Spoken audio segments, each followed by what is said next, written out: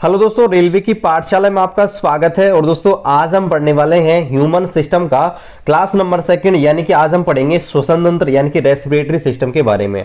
और दोस्तों आज मैं आपको रेस्पिरेटरी सिस्टम यानी कि श्वसन तंत्र है उसका पूरा कार्य प्रणाली, कौन कौन से अंग इसके अंदर आते हैं और क्या क्या कार्य करते हैं उनके बारे में पढ़ाऊंगा। इसके अलावा श्वसन तंत्र से संबंधित जो आपके रोग हो जाते हैं उनके बारे में डिस्कस करेंगे। और साथ ही यहाँ पर गाइज जो आपके रेस्पिरेटरी सिस्टम है उससे इंपॉर्टेंट फैक्ट है जो आपके एग्जाम में सभी प्रकार से आ सकते हैं। तो जो भी स्टूडेंट हैं, आप चाहे किसी भी जो स्कूलों में पढ़ते हो, है ना, चाहे आप किसी भी कॉम्पिटिटिव एग्जाम की तैयारी कर रहे हो, सबके लिए जो क्लास है यहां पर पूरी बेनिफिशियल होने वाली है गाइस। और मैं पूरी कोशिश करूंगा यहां पर इस क्लासेस को एक एक पॉइंट है उसको समझाने का, और साथ ही जो भी टर्म्स है उनको इंग्लिश में भी यहां पर आपको मैं समझाने की पूरी कोशिश करूंगा। तो चलिए दोस्तों वीडियो को शुरू करते हैं। आपसे बस छोटा सा निवेदन है, आप हमारी इस पाठशाला पढ़ रहे हैं, चैनल को सब्सक्राइब कर दीजिएगा और बेल आइकन को ऑन कर दीजिएगा आपके सभी क्लासेस के अपडेट पाने के लिए। चलिए सबसे पहले बात करते हैं कि रेस्पिरेशन होता क्या है, यानी कि श्वसन होता क्या है। तो देखिए श्वसन का सीधा सा अगर मैं आपको एक लाइन में अर्थ बताऊं तो श्वसन का मतलब होता है कि आपकी जो गैस होती है, कौन कौन सी स्पेशली ध्यान रखना, दो गैस, एक तो आपकी ऑक्सीजन, एक कार्बन डाइऑक्साइड।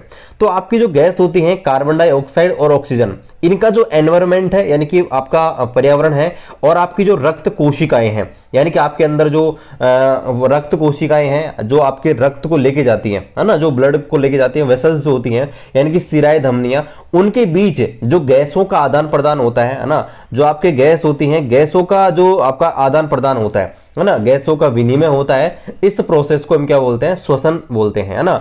और श्वसन क्रिया में जो तंत्र भाग लेता है, जो इस सारे सिस्टम को आपके मतलब कंप्लीट करता है, पूरे मेंटेन करता है, उस तंत्र को हम बोलते हैं श्वसन तंत्र यानी कि रेस्पिरेटरी सिस्टम। अब देखिए यहां पर आपको ध्यान रखना है कि श्वसन क्रिया के दौरान यानी कि रेस्पिरेशन के दौरान आपकी जो ऑक्सीजन युक्त, है ना, जिसमें ऑक्सीजन युक्त यानी जिसके अंदर ऑक्सीजन है, ऑक्सीजन युक्त जो श्वास नलिकाएं होती हैं, ट्रैकियाएं होती हैं, वो क्या करती हैं, वो आपके ध्यान रखना है, वो फेफड़ों में लाया जाता है। किसको? आपकी जो ऑक्सीजन है उसको। ध्यान रखना है, आपसे प्रश्न पूछा जाएगा भाई ऑक्सीजन को आपके फेफड़ों के अंदर कौन लेके आता है। तो ध्यान रखना है कि ऑक्सीजन जो होती है, जब हम श्वास लेते हैं तो श्वास के माध्यम से जो ऑक्सीजन लेते हैं उसको आपके जो लंग्स है यानी कि फेफड़े हैं, फेफड़े के अंदर कौन लेके आता है। तो ध्यान रखना है कि श्वास नलिकाएं जो होती हैं, ट्रैकिया जो होती है ना, वो आपके लेके आती हैं। आगे बात करते हैं कि आपके जो फेफड़े जो होते हैं, फेफड़ों में गाइस बहुत सारे की आपके कूपिकाएं यानी कि एल्वोलाई पाई जाती हैं। मैं आपको डायग्राम भी दिखाऊंगा, सब कुछ आपको एक्सप्लेन कर दूंगा। तो आपके जो फेफड़े होते हैं, लंग्स होते हैं, उनमें आपके करोड़ों लाखों आपके क्या पाई जाती हैं, कूपिकाएं पाई जाती हैं, एल्वोलाई पाई जाती हैं। और ये जो कूपिकाएं होती हैं गाइस, ध्यान रखना, ये एक प्रकार से जो आपके जो रक्त वाहिकाएं होती हैं उनके ऊपर एक जाल सा बनाए रखती हैं, है ना। अब देखिए यहां पर श्वसन क्रिया जब होती है ना, श्वसन क्रिया में मेन चीज आपको ध्यान रखनी है, आपका जो ग्लूकोज होता है, ग्लूकोज का ऑक्सीकरण होता है, यानी कि ग्लूकोज ऑक्सीजन से क्रिया करता है और क्या क्या बनाता है, एटीपी यानी कि आपके एनर्जी, जिसको बोलते हैं एडिनोसाइन ट्राइफॉस्फेट। इसके अलावा कार्बन डाइऑक्साइड और इसके अलावा वाटर बनता है। और यहां पर ध्यान रखना है कि जो गैस बनती है उसका हम उत्सर्जन कर देते हैं।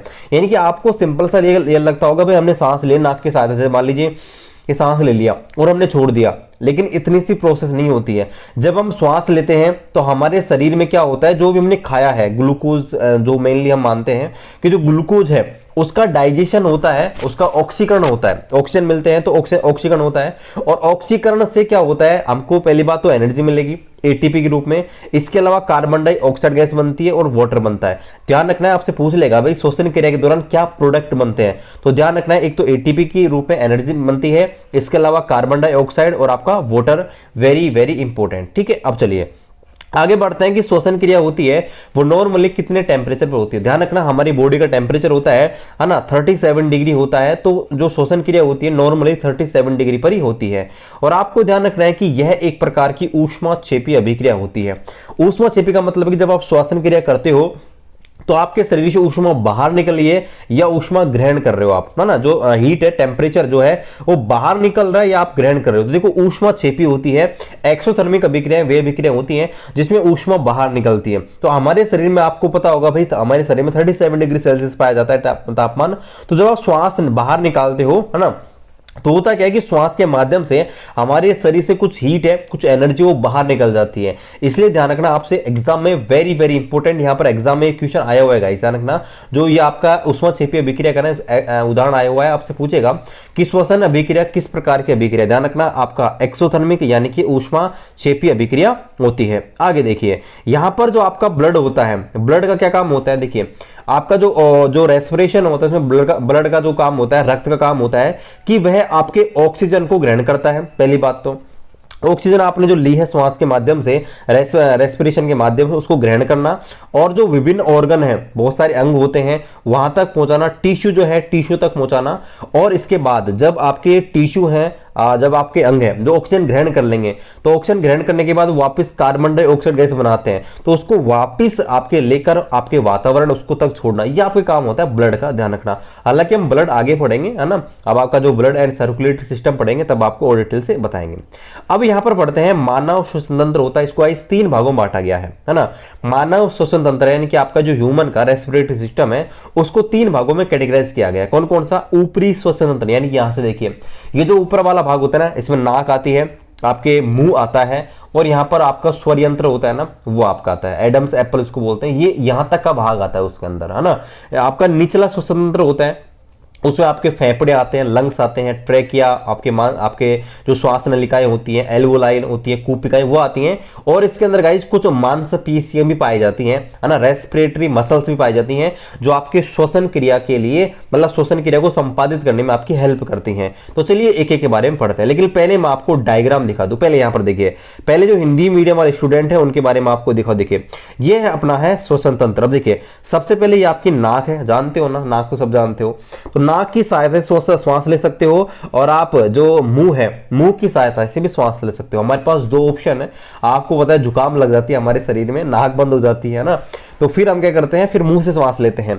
तो आप मुंह की सहायता से और नाक की सहायता से श्वास ले सकते हो। इसके बाद क्या होता है, जो आपका श्वास है वो आपके जाता है पायरिंग्स यानी कि जो ग्रसनी होती है इसके अंदर। यहां पर क्या होता है गाइज, यहां पर एक घाटी ढक्कन पाया जाता है, और ये जो घाटी ढक्कन होता है ना, आपको मैंने पाचन तंत्र पढ़ा तभी बताया था, इसका काम ये देखो यहां पे होता है, यहां पे। तो ये पाचन तंत्र होता है ना, वो क्या, वो आपका जो ग्रसनी होती है, आपका पायरिंग्स होता है, वो क्या काम करते हैं, आपने जो श्वास लिया ना भाई, मुंह से आप श्वास भी ले सकते हो और मुंह से आप खा भी सकते हो। तो आपका जो खाया है, भोजन जो किया है ना, उसको तो आपका भोजन नाल में पहुंचाना, मतलब एलिमेंट्री कैनाल में पहुंचाना, और आपने जो श्वास लिया है मुंह से, उसको आपके श्वसन तंत्र में पहुंचाना, ये काम होता है गाइस ग्रसनी का। ये आपकी क्या करती है, डिसाइड करती है भाई कौन सी चीज को कहां पहुंचाना है, मीडिएटर होती है एक प्रकार से, है ना। इसके बाद ये होती है आपकी जो श्वास ली है वो आपके यहां पर देखो ग्रास नली, ग्रास नली गाइस, यहां पर श्वास नली जो है, श्वास नली के माध्यम से आगे पहुंचती है ना, ट्रेके के माध्यम से यहां पर ऐसे ऐसे पहुंचती है आगे। अब यहां पर कंठ भी होता है, ये आपको ध्यान रखना है, इसको बोलते हैं नासल कैविटी। यहां पर देखिए ये जो कंठ है ना, स्वर यंत्र इसको बोलते हैं, है ना। तो ये यहां पर पाया जाता है, ये है ना, ये आपके यहां पर पाया जाता है, पुरुषों के अंदर ज्यादा विकसित होता है ये, ठीक है। इसके बाद क्या होता है, यहां पर देखिए ये जो श्वास नली होती है, मैं थोड़ा कलर चेंज कर लेता हूं, ओके। अब देखिए यहां पर ये श्वास नली है ना, ये श्वास नली की सहायता से आपका जो श्वास है फेफड़ों के अंदर, लंग्स के अंदर जाता है, और लंग्स जो फेफड़े होते हैं गाइस, फेफड़ों में आपकी बहुत सारी श्वसनिकाएं पाई जाती हैं, और उन श्वसनिकाओं में सबसे छोटी होती है आपकी यहां पर, जिनको आप बोलते हैं कूपिकाएं। तो इस प्रकार से आपका श्वसन होता है, यहां पर गाइस घूमता रहता है ना। आपका जो गैस, आपका जो श्वास जो लिए इस प्रकार से फेफड़ों के अंदर जाती है, फेफड़े क्या करते हैं, फेफड़े इसको प्योर कर देते हैं, है ना, जो आपके जो ब्लड है, ब्लड को प्योर कर देते हैं, और वापस ब्लड जब इस गैस को वापस लेके आता है, तो वापस आपका क्या होता है, आप वापस से कार्बन डाइऑक्साइड को बाहर निकालते हो। यहाँ पर देखिए इंग्लिश वाले मीडियम वाले स्टूडेंट के लिए आपको वापस से बता, देखिए यहाँ पर क्या होता है, ये आपकी नाक होती है, नाक की सहायता से आप श्वास ले सकते हो, और आपका माउथ है, माउथ यानी कि मुंह की सहायता से आप श्वास ले सकते हो। तो जैसे आप श्वास लेंगे, श्वास लेने के बाद यहाँ पर पायरिंग्स आपको मिलेगा। पायरिंग से करता है, ये यहां पर डिसाइड करेगा कि आपकी जो श्वास है वो कहां जानी चाहिए। तो यहां पर क्या होता है, जो पायरिंग्स होता है वो यहां पर श्वास को श्वास नली में, मतलब ट्रेकिया के अंदर, और आपका जो भोजन है उसको आपके एलिमेंट्री कैनाल के अंदर पहुंचाने का काम करता है। यहां पर देखिए लाइरिंग्स पाया जाता है। लाइरिंग्स जब डिसाइड कर देता है कि भाई ये ऑक्सीजन है, इसको आप ट्रैक के अंदर पहुंचा तो यहाँ पर ट्रैकिया होती है, ये जो नली होती है ट्रैकिया होती है, श्वास नली होती है। और ये जो श्वास नली होती है यहाँ पर देखिए, ये जो आपके लंग्स है, फेफड़े होते हैं, इनके अंदर इसको लेके चली जाती है। यहाँ पर आपको ध्यान रखना है कि यहाँ पर क्या होती है, ब्रोंकाई यानी कि श्वसनिकाएं और श्वास नलिकाएं पाई जाती है बहुत सारी। और लास्ट में छोटे छोटे हिस्से होते हैं ना, उनको बोलते हैं एल्वोलाइल यानी कि कूपिकाएं इनको बोलते हैं। और यहाँ पर गाइस क्या होता है, मध्यपट यानी कि डायफ्राम यहाँ पर पाया जाता है। और इस प्रकार से आपने श्वास लिए फेफड़ों के माध्यम से आपके जो पूरा आपका पूरा बॉडी है उसके अंदर चली जाती है और आपका जो ब्लड है उसको प्योर कर देती है। और प्योर करने के बाद वापस कार्बन डाइऑक्साइड गैस बन के वापस बाहर निकल जाती है। तो इस प्रकार से गाइस ये आपका पोर्शन रहने वाला है। अब चलिए यहाँ पर एक एक करके सबके बारे में पढ़ लेते हैं। तो सबसे पहले पढ़ते हैं ऊपरी श्वसन तंत्र के बारे में। तो चलिए अब पहले सबसे पहले पढ़ते हैं हम ऊपरी श्वसन तंत्र यानी कि अपर रेस्पिरेटरी सिस्टम के बारे में। अब देखिए इसमें आपके 4 मेन भाग आते हैं। कौन कौन से? एक आपकी होती है नाक, नासिका, दूसरा होता है मुख यानी कि माउथ, तीसरा होता है पाइरेंक्स, यहाँ पर जो होता है वो जो आपके डिसाइड करता है ना कि आहार नाल में आहार जाना चाहिए और श्वास नाल में आपकी श्वास आनी चाहिए, है ना। और एक आपका होता है जिसको हम बोलते हैं आपका स्वर यंत्र, है ना। तो ये आपके 4 भाग होते हैं, लाइरिंग्स, ये आपके 4 भाग होते हैं जो आपका ऊपरी श्वसन तंत्र है उसमें, ठीक है। अब चलिए एक एक के बारे में पढ़ते हैं। देखिए नाक आप सब जानते हैं, मुझे बताने की जरूरत नहीं होती है, ठीक है। तो आपके जो नाक है, नासिका जो है, यह आपका पहला श्वसन अंग है यानी कि प्राइमरी रेस्पिरेटरी ऑर्गन। आपसे एग्जाम में पूछ सकता है कि हमारे मानव शरीर का जो प्राइमरी रेस्पिरेटरी ऑर्गन है यानी कि प्राथमिक श्वसन अंग है वो कौन सा है, तो ध्यान रखना वो होती है नाक, है ना। इसके अलावा जो मुंह होता है वो आपका सेकेंडरी होता है, द्वितीयक होता है। हम मुंह से भी श्वास ले सकते हैं लेकिन हम ज्यादातर केस में नाक से ही श्वास लेते हैं। ध्यान रखना इसमें एक जोड़ी नासा द्वार होते हैं। नासा द्वार का मतलब है एक प्रकार से आप डायरेक्ट बोल सकते हो कि नाक के अंदर छेद। आपको पता है कि एक जोड़ी का मतलब 2 छेद है हमारी नाक के अंदर, लेफ्ट राइट, पता होगा। आगे देखिए ये आपको ध्यान रखना है, एक बीच में पतली हड्डी पाई जाती है और एक झिल्ली, इसकी सहायता से दोनों जो छेद है ना ये आपके अलग अलग होते हैं। आपको पता होगा दोनों छेदों के बीच में एक हल्की सी पतली झिल्ली आपकी हड्डी पाई जाती है जिनसे ये आपके क्या होते हैं गाइस, आपके अलग अलग होते हैं। आगे देखिए, आगे यहाँ पर देखिए इनका जो पृष्ठ भाग होता है, मतलब आगे का जो भाग है पृष्ठ वाला भाग, वो आपके नेसोफायरिंग्स यानी कि नासा ग्रसनी में खुलता है। मतलब ये जो बाहर का हिस्सा है ना इसे हम बोलते हैं नेसोफायरिंग्स। इसके अंदर गाइस देखो छोटे छोटे बाल पाए, आपने देखा होगा नाक के अंदर बाल पाए जाते हैं। अब आप सोचते हो ये किस काम के है, लेकिन आज आपको बता दें किस काम के। देखो पहले आपकी जो बाहर वाला हिस्सा है इसके अंदर छोटे छोटे बाल पाए जाते हैं, झाड़ूनुमा पक्षमाप भी पाए जाते हैं और श्लेष्मा, श्लेष्मा का मतलब तरल पदार्थ भी कई बार नक्सी ना वो आपके जुकाम लग जाती है तो जुकाम निकलने लग जाती है, ध्यान रखना। तो ये सारे के सारे जो होते हैं वो आपके इधर पाए जाते हैं। अब ये काम क्या करते हैं, तो देखिए ये जो काम क्या करते हैं, पहली बात तो कोई मिट्टी का कण है उनको अंदर नहीं जाने देते हैं, कोई पराग कण यानी कि कोई पोलिनेशन का जो कण है वो नहीं जाने देता, फफूंद वगैरह जो होते हैं ना वो आपके शरीर के अंदर नहीं जाते हैं। ये इस काम के होते हैं, आपको ध्यान रखना है। आपके छोटे छोटे बाल होते हैं ना, तो कोई आपका जो मिट्टी का कण है, गंदगी है, वो आपके नाक से अंदर प्रवेश ना कर पाए, इसके लिए क्या करते हैं, एक प्रकार से प्रोटेक्शन करते हैं, छानते हैं श्वास को, है ना। चलिए इसके बाद बात करते हैं आपके माउथ यानी कि मुंह के ऊपर। तो देखिए मुंह से भी हम श्वास ले सकते हैं, लेकिन ध्यान क्या रखना है भाई, मुंह जो होता है वो सीधी सी बात है सेकेंडरी यानी कि द्वितीयक अंग होता है। यानी कि द्वितीय का मतलब क्या होता है कि दूसरा तरीका है, आप मुंह से भी श्वास ले सकते हो। अब देखिए यहां पर आपको एक चीज ध्यान रखनी है, एक तो आप श्वास ले रहे हो नाक से, एक श्वास ले रहे हो मुंह से, तो किससे प्योर मिलती है, तो ध्यान रखना नाक से जो हम श्वास लेते हैं ना वो थोड़ी सी प्योर होती है। क्यों? क्योंकि नाक से जो मिट्टी के कण होते हैं ना वो अंदर नहीं जाते, लेकिन मुंह से अगर श्वास लोगे तो मिट्टी के कण अंदर जाने के चांसेस रहते हैं और जाते ही हैं। तो ध्यान रखना है एक चीज कि आपके किस से कौन सा ऑर्गन जैसे आपकी स्वच्छ वायु प्रवेश करती है, तो ध्यान रखना नाक यानी कि आपकी नोज, ठीक है। तो ध्यान रखना है कि नाक से ली गई श्वास मुंह से ली गई श्वास की तुलना में ज्यादा प्योर होती है। अब चलिए तीसरा जो ऑर्गन है जिसे हम बोलते हैं ग्रसनी यानी कि पाइरेंक्स, ये आपके दोनों अंगों दो तंत्र होते हैं अंदर पाई जाती है ना। एक तो आपका जो पाचन तंत्र यानी कि डाइजेस्टिव सिस्टम और आपका रेस्पिरेटरी यानी कि श्वसन अंग, दोनों में पाई जाती है, आपको ध्यान रखना है। तो ये मैंने आपको पहले ही बता दी है, ये आपकी एक पेशी है, चिमनी मुना संरचना होती है। इसके 3 भाग होते हैं, एक होती है नासा ग्रसनी नेसोपाइरेंक्स, एक होती है मुख ग्रसनी आपका ओरोपाइरेंक्स, एक होती है कंठ ग्रसनी, है ना।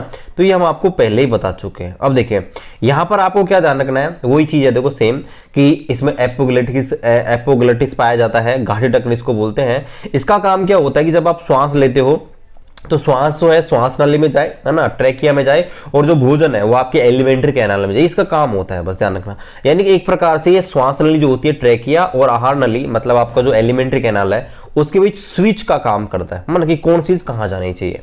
अब यहां पर बात करते हैं लाइरिंक्स यानी कि स्वर यंत्र के बारे में। तो ये जो है ना, ये बाहर उभरा हुआ होता है। चलिए मैं आपको चित्र दिखा देता हूं। देखिए यहां पर देखो, इसे हम ये जो भाग भाई साहब ने ये उभरा हुआ भाग, इसे हम बोलते हैं स्वर यंत्र, है ना, यानी कि लाइरिंक्स। देखिए ये क्या काम आता है, इसके बारे में पढ़ते हैं। पहली बात तो ये कि यह जो कंठ ग्रसनी होती है और श्वास नली दोनों को कनेक्ट करता है ना। और दूसरी बात वेरी वेरी इंपॉर्टेंट, आपसे एग्जाम में क्वेश्चन पूछ जाता है कि भाई आपके जो स्वर यंत्र होते हैं, लाइरिंक्स होते हैं, उसमें कितनी कार्टिलेज पाई जाती हैं, कितनी उपास्थियों से मिलकर बना होता है। तो ध्यान रखना गाइस, ये आपके 9 कार्टिलेज, 9 उपास्थि इसके अंदर पाई जाती है। छोटी संरचना पाई जाती है, ये इसके अंदर 9 कार्टिलेज पाई जाती हैं। अब देखिए वैसे इसका जो काम होता है ना, वो होता है भोजन को निकलना। जब आप पानी पी ले तो यहाँ अटक जाता है ना, तो यहां से नीचे उतरने का काम होता है ना, यहां से भोजन को नीचे ले जाने का काम वो आपके गाइस क्या करता है, ये आपके स्वर यंत्र करता है। इसमें आपको ध्यान रखना है कि इसके अंदर स्वर रज्जु यानी कि वोकल कॉर्ड पाया जाता है। और आपने एक चीज जरूर देखी होगी, जब आप पानी पीते हो तो आपने कई बार आवाज, जब घटड़ पटड़ की आवाज सुनते हो ना आप, अरे पानी पीते हो, जूस पीते हो, तो यहाँ घटपट की आवाज होती है ना हमारे यहाँ पे वोकल कॉर्ड के अंदर। तो ध्यान रखना गाइस, ये ऐसे क्यों होती है, तो इसमें के अंदर क्या पाई जाती है, स्वर रज्जु होता है ना, यानी कि वोकल कॉर्ड।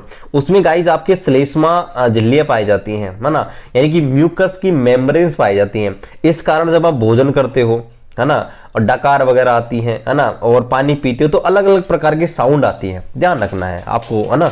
अब यहाँ पर एक चीज और ध्यान रखनी है, इसे ही हम बोलते हैं एडम्स एप्पल। एग्जाम में इस नाम से पूछ जाता है, एडम्स एप्पल किसे कहते हैं। ये जो स्वर यंत्र होता है ना, ये बाहर उभरा हुआ होता है ना, इसी गाइस एडम्स एप्पल कहते हैं। और एक चीज आपको पता होगी, लड़कियों के अंदर ये कम विकसित होता है, लड़कों के अंदर ये ज्यादा निकला हुआ होता है, लड़कों के अंदर ज्यादा विकसित होता है, ज्यादा डेवलप होता है। चलिए आगे बात करते हैं। आपके दूसरा जो भाग पढ़ते हैं उसमें हम पढ़ते हैं निचला स्वतंत्र यानी कि लोअर रेस्पिरेटरी सिस्टम। ठीक है, ऊपर वाला पढ़ लिया, यहां से ऊपर का पढ़ लिया। अब नीचे का पढ़ते हैं, आपकी जो लंग्स है यानी कि आपके जो फेफड़े हैं, ट्रेकिया है, इनके बारे में। तो देखिए जो आपका निचला स्वतंत्र रहता है ना, मैं आपको कलर चेंज कर लेता हूं थोड़ा सा। अब चलिए देखिए यहां पर जो निचला श्वसन तंत्र है ना, यानी कि लोअर रेस्पिरेटरी सिस्टम, इसमें क्या क्या आते हैं। देखिए एक तो आपका ट्रेकिया यानी कि श्वास नली आती है, एक आपकी श्वसनी यानी कि ब्रोंकाई आती है, श्वसनिका यानी कि ब्रोंकाइल, और आपकी कूपिकाएं एल्वोलाइल, और आपके फेफड़े जो आते हैं लंग्स, ये सारे आपके आते हैं। यानी कि जो बचे हुए भाग है यहाँ से नीचे के श्वसन तंत्र के, वे सारे के सारे गाइस क्या आते हैं, इसके अंदर आते हैं। ठीक है, चलिए अब यहाँ पर एक एक के बारे में पढ़ते हैं। देखिए पहला यहाँ पर पढ़ते हैं जिसको हम बोलते हैं श्वास नली यानी कि ट्रेकिया के बारे में। तो देखिए जो ट्रेकिया होता है वो आपके, देखिए ये जो यहाँ पे होता है ट्रेकिया यानी श्वास नली जो होती है, श्वास को लेके जाती है, आपका जो पाइनिंग्स होता है वहां से श्वास को लेके जाती है फेफड़ों के अंदर, ये आपकी होती है श्वास नली यानी कि ट्रेकिया। तो देखिए यह आपके लगभग 5 इंच यानी कि 5 इंचेस लंबी एक नली होती है। इसमें गाइस सी आकार के छल्ले पाए जाते हैं, है ना, सी शेप के छल्ले पाए जाते हैं। चलिए मैं आपको डायग्राम दिखा देता हूं। ठीक है, देखो ये जो होती है ना, ये होती है आपकी ट्रेकिया। तो यहाँ पर देखो इस प्रकार से सी, अंग्रेजी वर्णमाला के सी की तरह यहाँ पर बहुत सारे छल्ले छल्ले जैसी संरचना पाई जाती है, ये आपकी होती है ट्रेकिया। ठीक है, अब चलिए यहाँ पर मैं वापिस आपको आ जाता हूँ। देखिए ना, तो इसमें क्या होता है गाइस, सी आकार के, अंग्रेजी वर्णमाला के सी आकार के क्या पाए जाते हैं, छल्ले पाए जाते हैं, है ना, यानी कि हाईलाइन आपके कार्टिलेज पाए जाते हैं। ये जो छल्ले होते हैं, जो छल्ले नुमा संरचना होती है ना, वो क्या करती है कि आपकी जो श्वास आप लेते हो, तो मान लीजिए आप श्वास लेते हो तो आपकी श्वास नली जो है वो चिपक ना जाए, है ना। आपने देखा होगा कि आप मान लीजिए आपके पास कोई नली है ना, रबड़ की नली, अगर उसको खींचते हो चिपक जाती बीच में से, है ना। नॉर्मली मान लीजिए जब लाइट जाती है, भाई ये तो आप गांव के अगर स्टूडेंट, गांव के आप मतलब आप हो, तो आपने देखा होगा अगर आप दोहरा पाइप जो जानते हो उसके अंदर अगर लाइट आपने चला रखी है और लाइट चली गई, तो जब वो पानी वापस से खींचती है ना, आपकी जो मोटर होती है, तो आपका दोहरा पाइप चिपक जाता है बिल्कुल। तो इसी प्रकार से जब आप श्वास लेते हो और श्वास छोड़ते हो, तो आपकी जो श्वास नली है यानी कि आपकी जो ट्रेकिया है उसको चिपकने से बचाते हैं छल्ले होते हैं, ध्यान रखना। ओके, अब देखिए यहाँ पर एक चीज और ध्यान रखनी है कि यहाँ पर श्वसनीय होती है बहुत सारी, हमारे शरीर में ब्रोंकाई पाई जाती हैं, वो क्या करती हैं, स्वर यंत्र को कनेक्ट करती हैं। वो आपके जो ये श्वास नली होती है ना, ये आपके जो लाइरेंक्स होता है यहाँ से शुरू होती है, और आपकी जो श्वसनी है यानी कि ब्रोंकी उससे मिलती है, कनेक्ट करती हैं। अब देखिए यहाँ पर आपको ध्यान रखना है कि चेस्ट कैविटी यानी कि वक्ष गुहा में जाकर ये आपके 2 भागों में डिवाइड होती है। कैसे कैसे, देखिए मैं आपको डायग्राम के माध्यम से दिखाता हूँ। देखिए ये जो आपकी ट्रेकिया है जैसे वक्स घुम जाएगी, एक तो इधर लेफ्ट एक राइट, दो भागों में आपकी डिवाइड हो जाती है इस प्रकार से, ठीक है। तो चलिए वापस आ जाते हैं। अब देखिए दो भागों में विभाजित हो जाती है, और गाइस जो दो मेन भाग होते हैं जिनमें ये आपकी डिवाइड होती है, उन्हें गाइस हम बोलते हैं प्राथमिक श्वसनी यानी कि primary bronchi. Very very important, ध्यान रखना। प्राथमिक क्या होती है, द्वितीय क्या होती है, चलिए मैं आपको ये भी समझाता हूँ। देखिए जो ये पहली होती है ना, शुरुआत में डिवाइड हो गई है, ये आपके दो हैं मेन, यहां से देखिए अकेली आ रही थी और यहां से दो हो गए, तो ये इनको बोलते हैं प्राइमरी यानी कि प्राथमिक, यानी कि इनको हम प्राथमिक ब्रोंकाई बोलते हैं। अब ये जो प्राथमिक ब्रोंकाई ये वाली है, आगे जाकर हो सकता है कि दो भागों में बट गई हो, है ना। ये वाली देखो इधर दो भागों में बट गई, तीन भागों में बट गई, तो इन्हें हम बोलते हैं द्वितीयक, है ना। तो डायरेक्ट हम बोल सकते हैं जो ट्रेकिया है यानी कि श्वास नली है, ये दो भागों में बढ़ती है, उन्हें हम बोलते हैं प्राथमिक श्वसनी। और ये फिर आगे जो प्राथमिक होती है और भागों में बढ़ जाती हैं, उन्हें हम बोलते हैं आपके सेकेंडरी ब्रोंकाई। और लास्ट में जो सबसे छोटा भाग होता है, बहुत सारे आपके ये डिवाइड होती होती है, लास्ट में जो ये आपको ये संरचनाएं दिख रही है लास्ट में, है ना, तो इनको गाइस हम बोलते हैं कूपिकाएं, है ना, एल्वोलाई इनको बोलते हैं। चलिए वापिस आ जाते हैं, ठीक है। तो चलिए यहां पर देखिए हमने यहां तक देख लिया था, ओके। तो ये जो यहां पर देखिए इन शाखाओं को हम प्राथमिक श्वसन यानी कि प्राइमरी ब्रोंकाई बोलते हैं। अब देखिए इस श्वास नली में ट्रेकिया जो होता है उसमें गाइज आपके एपिथेलियम पाया जाता है, ध्यान रखना।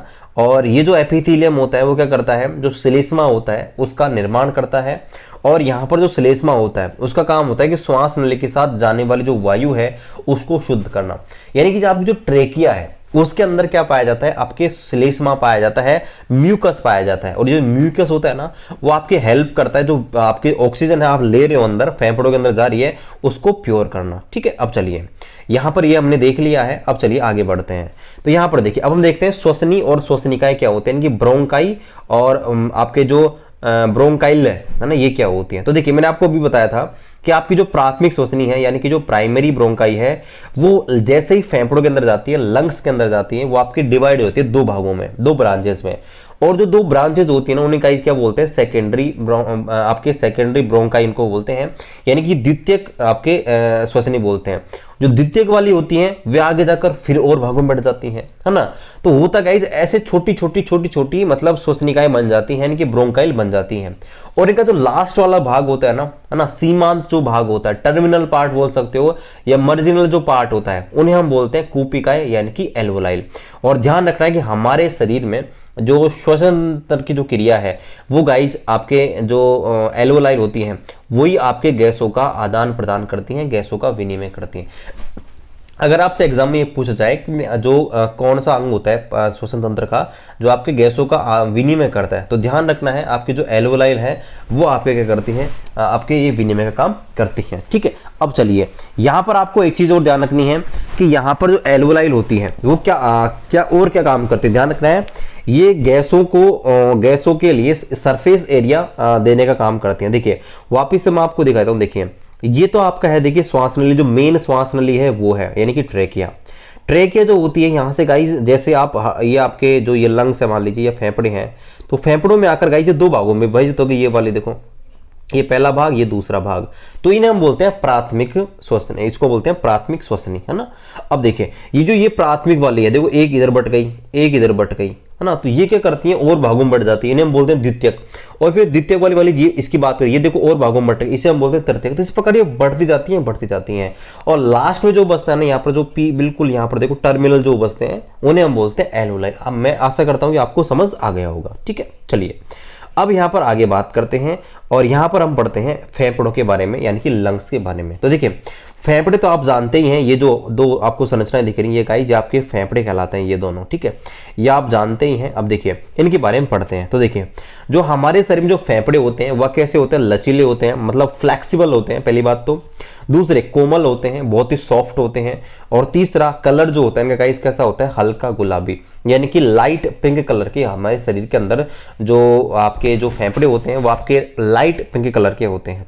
इनकी संख्या आपको पता होगी, दो हमारे शरीर के अंदर दो आपके फेफड़े पाए जाते हैं, दो लंग्स पाए जाते हैं, है ना। और ये पाए कहाँ जाता है, हमारा जो मध्यपट होता है ना, मध्यपट यानी कि डायफ्राम जो होता है, डायफ्राम के जस्ट ऊपर ये पाए जाते हैं। देखिए डायफ्राम क्या होता है वो मैं आपको बता दी, ये जो संरचना है ना यहाँ पर जो बच जाती है यहाँ पे, ये आपकी डायफ्राम कहलाती है। डायफ्राम के जस्ट ऊपर गाइस ये आपके फेफड़े पाए जाते हैं, ठीक है। चलिए तो यहाँ पर देखिए यहाँ पर देखिए ये डायफ्राम के जस्ट ऊपर पाए जाते हैं। और ध्यान रखना है कि ये किस कैविटी में कहां पर पाए जाते हैं, ये भी वेरी वेरी इंपॉर्टेंट है।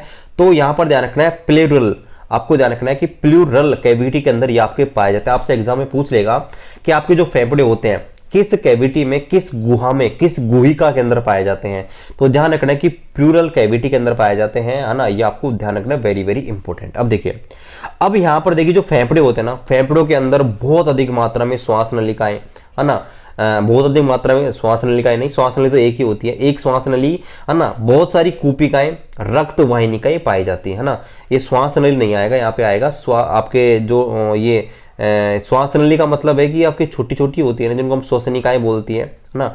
ब्रोंकाई जो होती है बहुत सारी पाई जाती है। देखो ये आपका क्या है, ये यहाँ से आपके इस प्रकार से ये होता है आपका इसी लंग्स है ना, इस प्रकार से। तो सीधी सी बात है, जो आपकी ब्रोंकाई है, मतलब जो श्वसनिकाएं होती है, श्वास नलिकाएं होती है, इसी के अंदर आती हैं।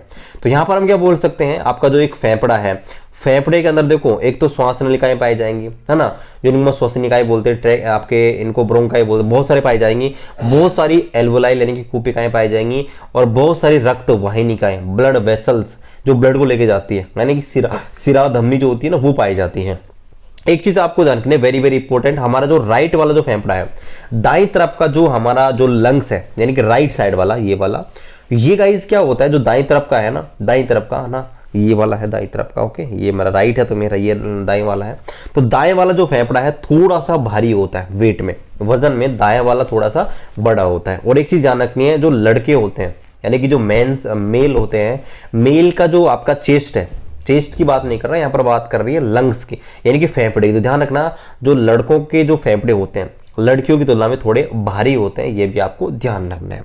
आगे बात करते हैं, है ना। देखिए आगे बात करते हैं कि जो फेफड़ा होता है किस प्रकार के ऊतक से बना होता है, वेरी वेरी इंपॉर्टेंट, ध्यान रखना। फेफड़े जो होते हैं वो आपके स्पॉन्जी यानी कि स्पंजी ऊतक से मिलकर बने होते हैं। एग्जाम में पूछ लेगा फेफड़े किस प्रकार के टिश्यू से मिलकर बने होते हैं, ध्यान रखना ये आपके स्पंजी टिश्यू होते हैं, है ना। अब यहां पर आपको ध्यान रखना है कि एक फेफड़े के अंदर, सिर्फ एक फेफड़े के अंदर आपके लगभग 30 मिलियन यानी कि 3 करोड़ कूपिकाएं पाई जाती हैं लगभग, है ना। तो इस प्रकार से बहुत सारी कूपिकाएं आपकी पाई जाती हैं। और गाइस ये जो कूपिकाएं होती हैं ये एक नेटवर्क की तरह कार्य करती हैं, ये भी आपको ध्यान रखना है। अब ये जो कूपिकाएं होती है ना, ये आपके देखिए सल की उपकला में पाई जाती हैं, और ये जो कूपिकाएं होती हैं वो आपके गैस विनिमय में हेल्प करती हैं, है ना। तो बहुत सारी लाखों करोड़ों कूपिकाएं पाई जाती हैं। और अब यहाँ पर बात कर लेते हैं आपका जो फेफड़ा होता है, लंग्स होता है, वो काम क्या करता है। तो देखिए फेफड़े जो होते हैं गाइस, वो आपके काम करते हैं आपका जो ब्लड है उसका प्योरिफिकेशन, है ना। ध्यान रखना है कि जो आपका हार्ट है वो सिर्फ पंप करने का काम करता है। बहुत सारे स्टूडेंट कंफ्यूज हो जाते हैं, वो याद रखते हैं कि हार्ट जो होता है वो आपके प्योरीफाई करता है। ध्यान रखना, हार्ट यानी कि हृदय प्योरिफिकेशन का काम नहीं करता है, वो सिर्फ पंप करता है ब्लड को, सर्कुलेट, है ना, पंप करने का काम करता है। जो आपके फेफड़े होते हैं जो श्वसन के लिए लेते हैं ऑक्सीजन, जब आपके जो वेसल्स है मतलब नसों के अंदर जाती हैं, तब जाके आपका जो ब्लड है वो प्योर होता है, ये आपको ध्यान रखना है। तो जो फेफड़े हैं, लंग्स है, उनका जो मेन कार्य है आपका है ब्लड का प्योरिफिकेशन करना। आगे बात करते हैं ये प्योरिफिकेशन होता है वो कैसे होता है। तो ध्यान रखना है, जो गैस होती है, गैसों का आदान प्रदान होता है, उनके माध्यम से प्योरिफिकेशन होता है। एक चीज और आपको ध्यान रखना, जो फेफड़े होते हैं, लंग्स जो होते हैं, उनकी सिक्योरिटी के लिए यहाँ पर एक प्लूरेला, यहाँ पर झिल्ली पाई जाती है, दिल्ली नहीं, ये झिल्ली है, ध्यान रखना। ओके कहीं थोड़ा सा यहाँ पर मिस्टेक हो गया है, ये झिल्ली है, ओके, यहाँ पर ये दिल्ली नहीं है, टाइपिंग एरर हो गया है। ओके इसको मैं थोड़ा सही कर लेता हूँ, है ना। यहाँ पर दिल्ली कहाँ से आ गई, ओके, तो यहाँ पर इसको मैं थोड़ा सा सही कर लेता हूँ इसको, ओके, तो ओके मैंने इसको सही कर लिया। तो यहाँ पर इसके ऊपर ध्यान रखना, आपसे प्रश्न पूछ सकता है कि फेफड़ों के ऊपर कौन सी झिल्ली पाई जाती है, कौन सी मेम्ब्रेन पाई जाती है, ध्यान रखना आपका प्लूरा, ठीक है, ध्यान रखना प्लूरा झिल्ली पाई जाती है। अब देखिए यहाँ पर बात करते हैं कि हमारी जो श्वसन जो क्रिया होती है कैसे कैसे होती है, किस प्रोसेस से होती है। तो हमारे शरीर में 2 क्रियाएं होती है, जब हम श्वसन लेते हैं, रेस्पिरेशन करते हैं, 2 चीजें होती हैं। एक निश्वसन यानी कि इंस्पायरेशन, इसमें का मतलब क्या, निश्वसन का मतलब होता है कि श्वास को बाहर छोड़ना, है ना।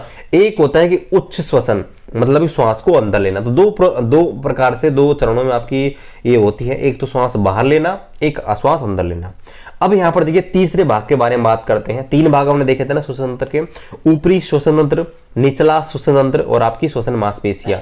तो यहाँ पर आपको ध्यान रखना है कि मांसपेशियां भी पाई जाती है, हमारी जो आपका जो रेस्पिरेटरी सिस्टम है, इसके अंदर आपकी मसल्स पाई जाती हैं, और ये जो मसल्स होती हैं वो आपके क्या काम करती हैं, आपका जो जब आप श्वास लेते हो, है ना, तो श्वास लेते हो तो ये फूल जाती हैं, है ना, और श्वास छोड़ते हो तो शिथिल पड़ जाती हैं। और मेनली यहाँ पर डायफ्राम पाया जाता है, ध्यान रखना, डायफ्राम मेन आपका क्या होता है, मसल होती है। तो यहाँ पर ध्यान रखना है कि श्वसन यानी रेस्पिरेशन के लिए मुख्य रूप से डायफ्राम आपका जिम्मेदार होता है। और डायफ्राम होता है एक प्रकार से ये आपके चादरनुमा संरचना पाई जाती है। और ये क्या होता है गाइस, जब आप इसके अंदर कॉन्स्ट्रक्शन होता है, मतलब संकुचन होता है ना, तो इसके अंदर श्वास प्रवेश कर जाती है आपकी बॉडी के अंदर, है ना, और जब शिथिलन होता है, रिलैक्स सब होता है, तो श्वास बाहर निकल जाती है। तो इस प्रकार से आप श्वसन क्रिया कर पाते हो, क्योंकि अगर डायफ्राम है वो फैलेगा नहीं, है ना, तो ध्यान रखना है कि आप श्वसन क्रिया नहीं कर सकते। तो ध्यान ये रखना है कि यहाँ पर इनके अलावा, ये तो मेन डायफ्राम हो गया, डायफ्राम के अलावा यहाँ पर कुछ मांसपेशियां भी पाई जाती हैं। तो जब कुछ मांसपेशियां पाई जाती हैं जो आपके जो डायफ्राम है उसके संकुचन में भी हेल्प करती है, ये भी आपको ध्यान रखना है। अब यहाँ पर एक चीज और ध्यान रखना, एक प्रश्न पूछ जाता है कि श्वसन वर्णक क्या होता है, यानी कि निम्न में से कौन सा रेस्पिरेटरी लिगामेंट है। तो ध्यान रखना है, जब हम श्वसन क्रिया करते हैं तो यहाँ पर एक वर्णक होता है जिसको हम बोलते हैं हीमोग्लोबिन। ध्यान रखना, हीमोग्लोबिन क्या होता है, हीमोग्लोबिन आपका एक श्वसन वर्णक होता है, यह आपको ध्यान रखना है। अब देखिए, तो इसके बारे में थोड़ा सा देख लेते हैं। तो मानव में श्वसन वर्णक जो होता है, रेस्पिरेटरी लिगामेंट होता है, आपका हीमोग्लोबिन होता है। और ध्यान रखना है यह ऑक्सीजन के साथ उच्च बंधुता रखता है, यानी कि हाई फर्टिलिटी रखता है ऑक्सीजन के साथ, है ना। और यहाँ पर ध्यान रखना है कि कणिकाएं उनके अंदर पाया जाता है। अब देखिए होता क्या गाइज, आपका मान लीजिए कार्बन मोनोऑक्साइड में श्वास लिया, और अगर आपको जब पेड़ पौधे हैं, आपके जो पेड़ पौधे होते हैं, जब रात्रि कार्बन डाइऑक्साइड गैस निकालते हैं, तो जब आप उनके ऊपर उनके नीचे सो जाते हो तो होता क्या है कि ये आपके हीमो के साथ रिएक्शन करके, हीमोग्लोबिन के साथ रिएक्शन करके आपकी ऑक्सीजन की सप्लाई को ब्लॉक कर देते हैं, जिसके आदमी की डेथ हो जाती है। ये आपको ध्यान रखना है। तो यहाँ पर क्वेश्चन यही बनता है कि हमारे शरीर का श्वसन वर्णक क्या है, यानी रेस्पिरेटरी लिगामेंट, ध्यान रखना हीमोग्लोबिन होता है। अब चलिए यहाँ पर गाइस बात करते हैं कि जो हमारे शरीर में किन स्तरों पर होती है। ध्यान रखना, दो प्रकार से हमारी श्वसन क्रिया होती है। देखो कौन कौन सी। एक तो आपने जो श्वास लिया है, एक तो आपने जो श्वास लिया है ना, तो श्वास देखो, एक तो आपने नाक से और जो वायुमंडल है ना, इसके बीच का रिलेशन एक तो ये, और एक वो श्वास जब अंदर गई तो अंदर क्या क्या किया उसने। तो दो प्रकार से श्वसन क्रिया दो स्टेप में होती है। देखो पहला, इसको हम बोलते हैं बाह्य श्वसन, यानी कि एक्सटर्नल रेस्पिरेशन। एक्सटर्नल का मतलब बाहर आपने क्या किया। तो देखिए बाहर का मतलब क्या है कि जो गैस जो है, गैसों का आपके जो कूपिकाएं हैं, यानी कि एल्वोलाई है, और आपकी जो कोशिकाएं हैं, उनके बीच क्या होना, उनके बीच आपके ट्रांसफर होना। तो ये आपको ध्यान रखना है कि बाह्य श्वसन जो होता है ये आपका होता है।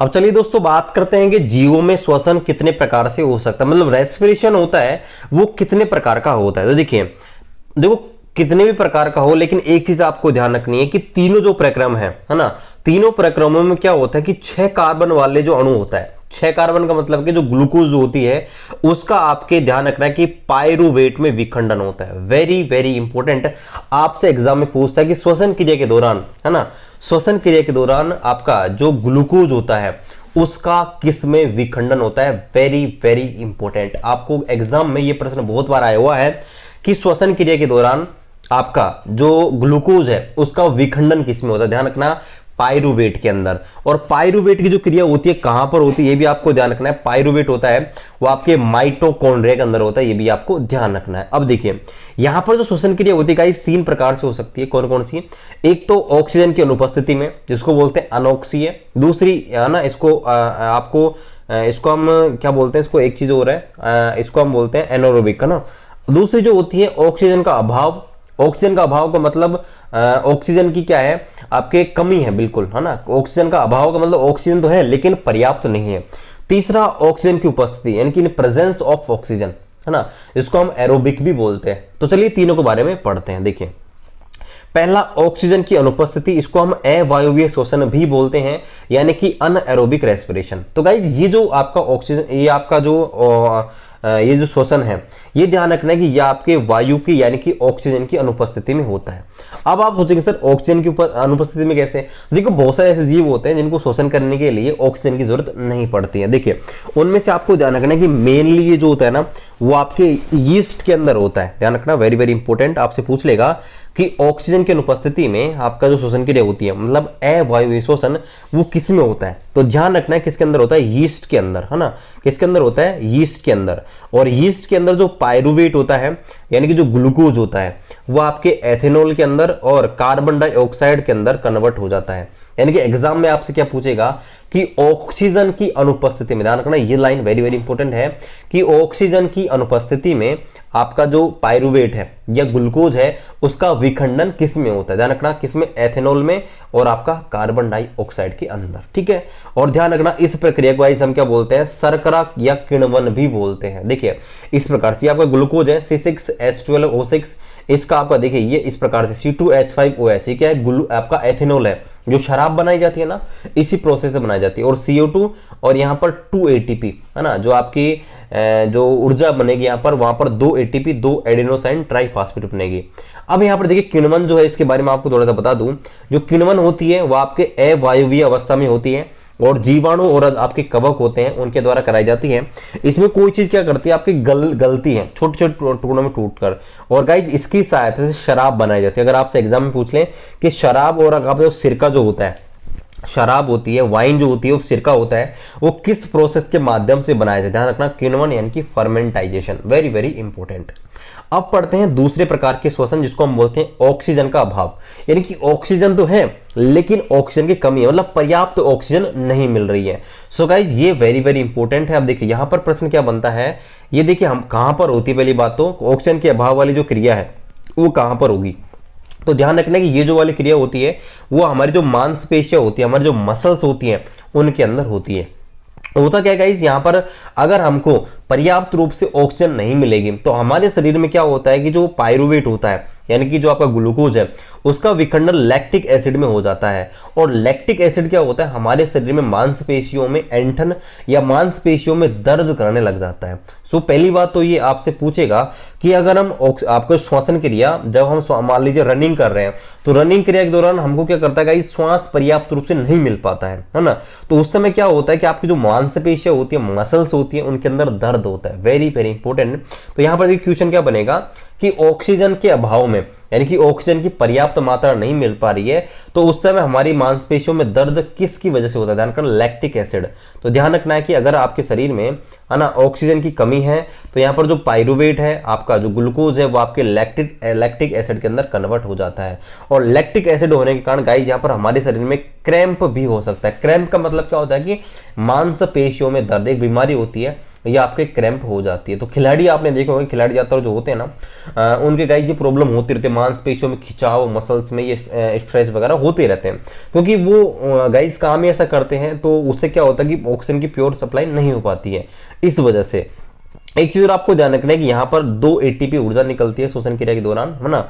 तो ये आपको ध्यान रखना है कि मांसपेशियों में जो दर्द होता है ना वो आपके ऑक्सीजन की अभाव यानी कि लैक ऑफ ऑक्सीजन, ऑक्सीजन पर्याप्त रूप से नहीं मिलता है तब जाके होता है ना, लैक्टिक एसिड की वजह से। आगे बात करते हैं तीसरा वेरी वेरी इंपॉर्टेंट, वायुवीय श्वसन। और ज्यादातर जो जीव होते हैं ना उनमें वायुवीय श्वसन ही पाया जाता है यानी कि ऑक्सीजन, है ना। इसको हम एरोबिक रेस्पिरेशन भी बोलते हैं। देखिए पहली बात तो ये आपकी ऑक्सीजन की उपस्थिति में होता है यानी कि ऑक्सीजन की प्रेजेंस में होता है। और यहाँ पर क्या होता है, वेरी वेरी इंपॉर्टेंट, आपसे पूछेगी आपका जो वायुवीय श्वसन होता है वो कहां पर होता है? ध्यान रखना ये आपके माइटोकॉन्ड्रिया में होता है। और यहां पर माइटोकॉन्ड्रिया में आपका जो पायरुवेट होता है उसका आपका विखंडन हो जाता है। ध्यान रखना किस किस में? आपका कार्बन डाइऑक्साइड में, वाटर में और आपके 38 ATP में। Very very important. आपसे प्रश्न पूछेगा कि ऑक्सीजन की उपस्थिति में होने वाला जो आपका वायुवीय श्वसन है उसमें आपका पायरुवेट का विखंडन कहां पे होता है? ध्यान रखना गाइस कहां पे होता है? माइटोकॉन्ड्रिया के अंदर, ठीक है। चलिए यहां पर देखिए एक चीज आपको ध्यान रखनी है वो ये कि एक तो आपका है ऑक्सीजन की उपस्थिति में श्वसन क्रिया, एक ऑक्सीजन की अनुपस्थिति में, तो किससे ज्यादा एनर्जी प्राप्त होगी? तो सीधी सी बात है, ध्यान रखना ऑक्सीजन की उपस्थिति में जो एनर्जी होती है 38 ATP बनती है और जबकि अनुपस्थिति में 2 ATP। तो सीधी सी बात है जो ऑक्सीजन की उपस्थिति में होती है उसमें गाइस आपके ज्यादा क्या बनती है? एनर्जी बनती है। एक चीज और आपको ध्यान रखनी, क्रेब्स चक्र होता है हमारे श्वसन तंत्र से संबंधित, उसमें गाइस 36 एटीपी यहाँ पर बनती है। एग्जाम में आती है कई बार कि क्रेब्स चक्र में कितनी एनर्जी बनती है, ध्यान रखना 36 एटीपी यहाँ पर बनती है। और यहाँ पर बात हो रही है श्वसन तंत्र की, तो यहाँ पर आपको एक चीज ध्यान रखनी है कि हम 1 मिनट में जो नॉर्मल स्वस्थ जो व्यक्ति है वो गाइज 12 से 16 बार श्वसन क्रिया करता है। नॉर्मली आप एग्जाम में देख लेना ऑप्शन में क्या दिया गया है, तो 15 के आसपास कुछ भी दिया हो आपको, 15 से 2-4 कम जो था ज्यादा, तो वो हमारी श्वसन दर होती है, यानी कि 1 मिनट में कितनी बार श्वास हम लेते हैं। तो ध्यान रखना है कि 12 से 16 बार हम श्वसन क्रिया करते हैं। तो आपको ऑप्शन टिक करना है 15 के आसपास जो भी हो। एक चीज और आपको ध्यान रखनी है, हम ये चीज क्यों कहते हैं कि हम श्वसन क्रिया में ऑक्सीजन लेते हैं, जबकि हमारी नाक में ऐसा तो कोई सिस्टम लग नहीं रहा कि भैया मैं तो सिर्फ ऑक्सीजन ही लूंगा। अरे भाई ऐसे मान लीजिए वातावरण है, वातावरण में 78% तो आपके नाइट्रोजन है, 21% ऑक्सीजन है और बाकी गैसेज हैं। अब आपकी नाक कहेगी कि नाइट्रोजन तुझे नहीं लूंगा, कार्बन डाइऑक्साइड तुझे अंदर नहीं लूंगा, ऑक्सीजन तुझे ही लूंगा, ऐसा थोड़ी है। तो हम फिर ये ऐसे क्यों कहते हैं कि भाई हमारे शरीर को ऑक्सीजन की आवश्यकता पड़ती है। तो ऐसा इसलिए देखो क्यों, देखिए जब हम श्वास लेते हैं तो आपकी जो वायुमंडल में देखो 78% नाइट्रोजन होती है, वो हमारे शरीर के अंदर जाती है, 21% ऑक्सीजन जाती है और 0.03% आपके कार्बन डाइऑक्साइड गैस आती है, और भी जाती है। लेकिन जब हम श्वास छोड़ते हैं तो ध्यान रखना 78% नाइट्रोजन बाहर निकलती है, मतलब नाइट्रोजन लेना देना नहीं है, जितनी नाइट्रोजन हमारे शरीर के अंदर गई उतनी बाहर निकाल दी। 4% कार्बन डाइऑक्साइड बाहर निकलती है। अब ये 4% कहां से बनी, जबकि ओरिजिनल में 0.03 थी।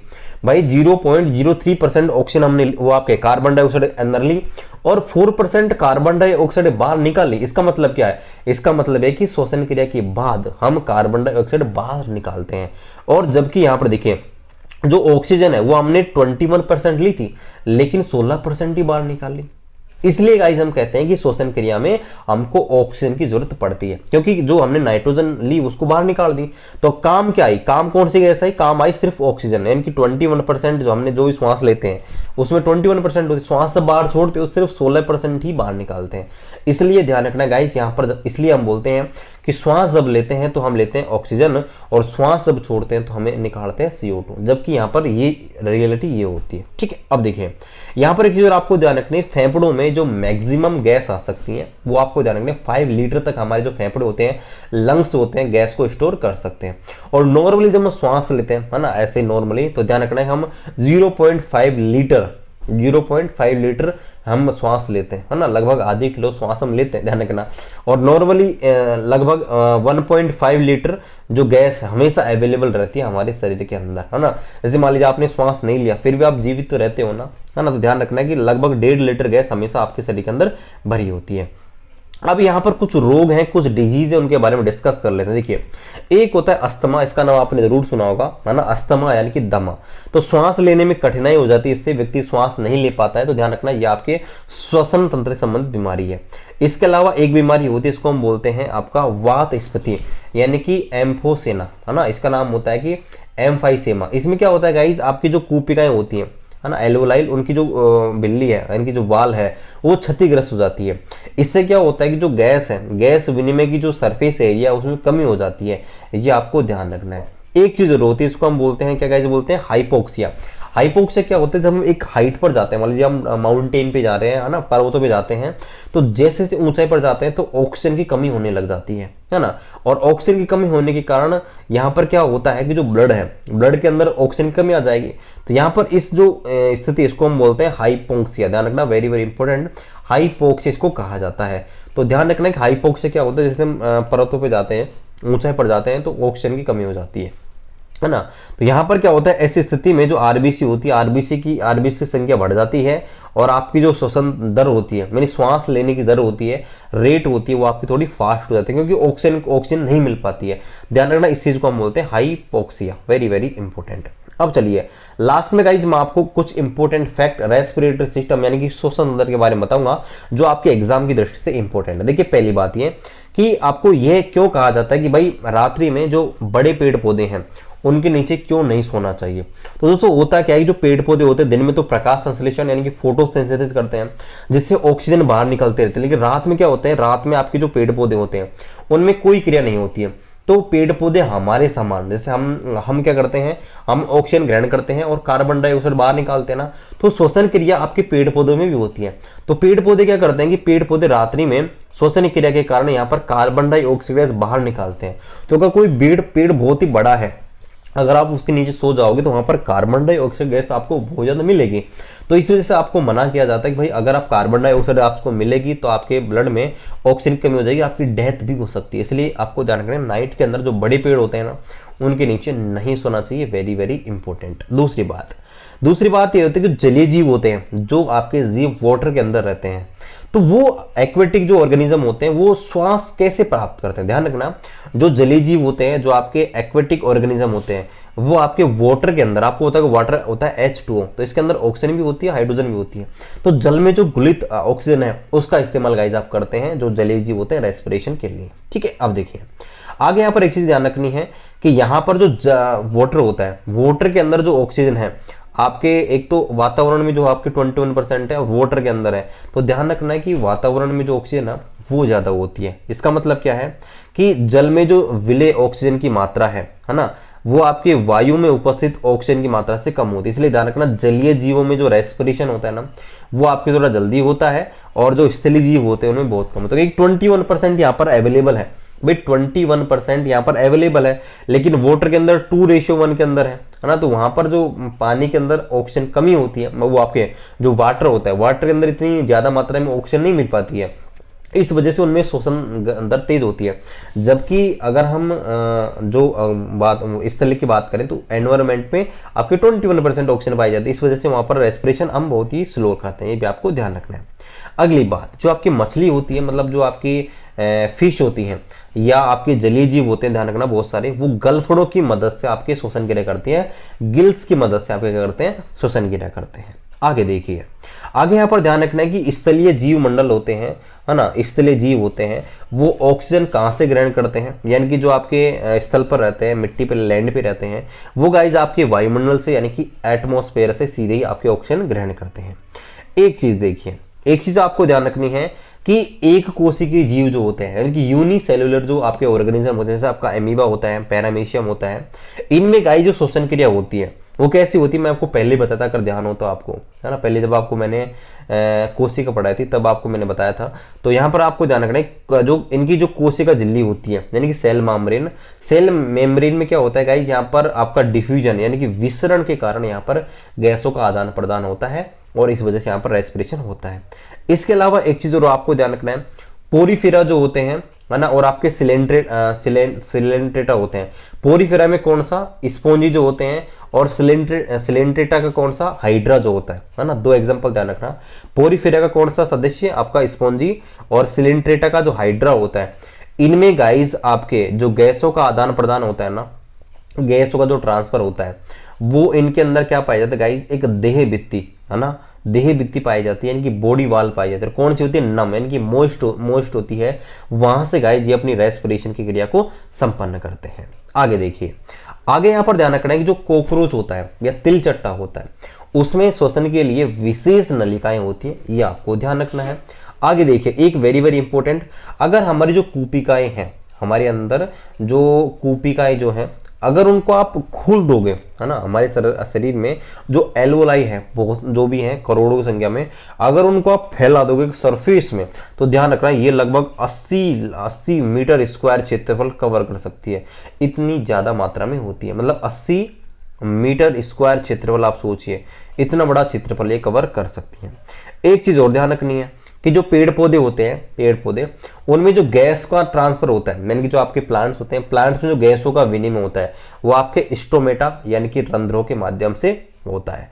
सो गाइज, आज का वीडियो यहीं पर। सो गाइज, मैंने पूरी कोशिश की है मेरी तरफ से रेस्पिरेटरी सिस्टम को पढ़ाने में। अगर गाइज मैं ब्लैक बोर्ड मतलब बोर्ड में पढ़ाता तो गाइज मुझे ज्यादा टाइम खराब होता, तो इसीलिए मैंने ये सिर्फ पीडीएफ आपके लिए बनाया गाइज। बहुत मेहनत लगे, पीडीएफ में भी कंटेंट मैंने हर जगह से यहाँ पर लिया है। और गाइज ये जो पीडीएफ है मैं आपको जल्द ही अवेलेबल करा दूंगा हमारे टेलीग्राम ग्रुप पे। तो टेलीग्राम ग्रुप अभी तक आपने ज्वाइन नहीं किया है, वीडियो डिस्क्रिप्शन में दिया गया है। बहुत सारी अपडेट, बहुत सारी पीडीएफ है, मैं आपको वहीं पर डालता रहता हूं, तो आप ज्वाइन कर लीजिएगा। वहां पर आपको वीडियो डिस्क्रिप्शन में लिंक दिया है। अगर आपको वीडियो अच्छा लगे, हमारी मेहनत पसंद आए, कमेंट करके बता देना। वीडियो को लाइक कर दीजिएगा, चैनल पर आपने चैनल को सब्सक्राइब कर दीजिएगा। और जो भी दोस्त आपकी तैयारी कर रहे हैं किसी भी गवर्नमेंट जॉब की, तो उनके साथ हमारे इस वीडियो को शेयर कर दीजिएगा। मिलते हैं गाइस आपसे अगले वीडियो में, तब तक खुश रहिए। जय हिंद, वंदे मातरम।